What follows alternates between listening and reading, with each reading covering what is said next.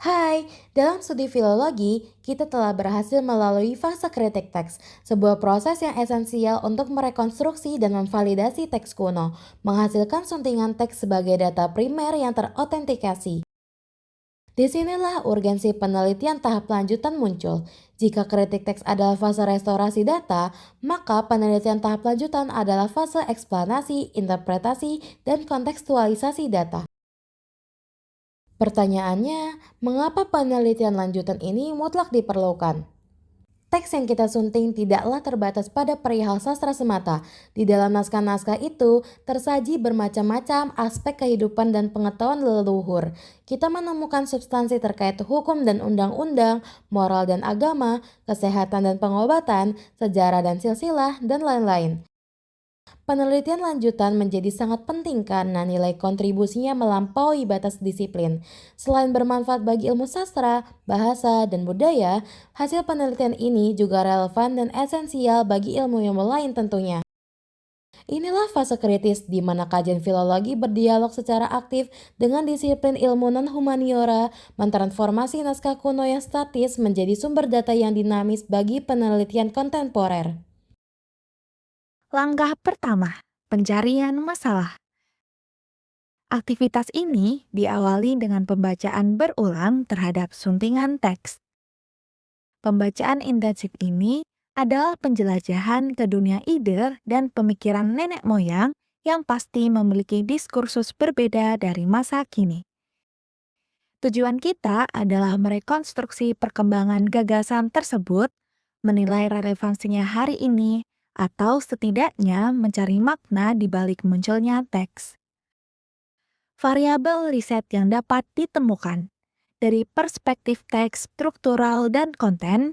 Jika teks berkategori sastra, kita bisa mengidentifikasi persoalan struktur karya yang spesifik, gaya bercerita, isu moral atau etika, hegemoni atau politik, bias gender, feminisme, atau filsafat.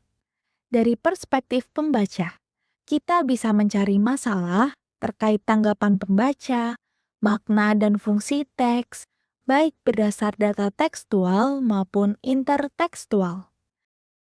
Dari proses tekstual dan konteks fakta, kita dapat meneliti persoalan historiografi, fakta sejarah yang difiksikan, legenda yang disejarahkan, atau latar belakang penciptaan atau penyalinan teks. Ingat, ketika kita menggunakan perspektif ilmu bahasa, budaya, atau ilmu lain, kompleksitas dan jumlah permasalahan yang kita temukan akan semakin signifikan. Tahap kedua adalah pemilihan metode penelitian. Prinsipnya sama dengan disiplin ilmu lain, harus menyesuaikan dengan permasalahan yang akan dipecahkan. Dalam filologi, metode riset terhadap edisi teks dapat disederhanakan menjadi 3 komponen. Pertama, metode pengumpulan data, kedua, analisis data, dan ketiga, penyajian data. Untuk pengumpulan data, jika fokusnya adalah teks, maka metode yang digunakan hanya studi pustaka. Data primer adalah teks itu sendiri. Data sekunder adalah sumber lain yang masih relevan. Jika berfokus pada teks luar, misal dari pembaca atau pendukung, kita menggunakan teknik lapangan seperti observasi, wawancara, dan penyebaran kuesioner. Analisis data sangat bergantung pada jenis penelitian dan rumusan masalah.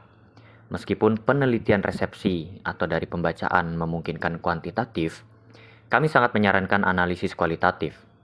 Karena penelitian teks termasuk interrelasinya dengan konteks luar lebih mementingkan interpretasi yang mendalam daripada data-data statistik.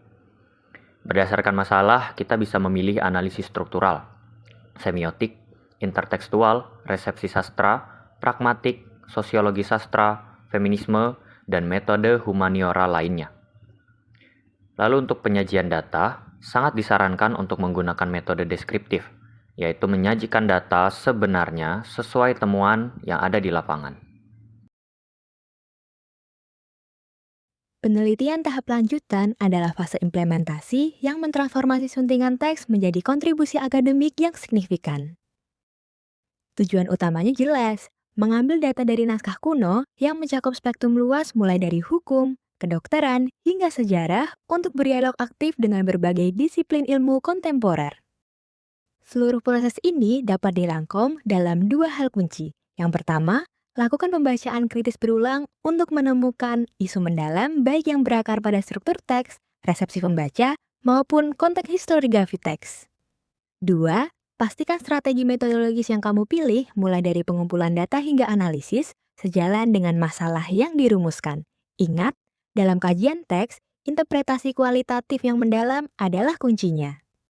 Jadi, tunggu apa lagi? Tentukan masalah riset kamu hari ini, rancang metodologisnya, dan mulailah meneliti. Sukses!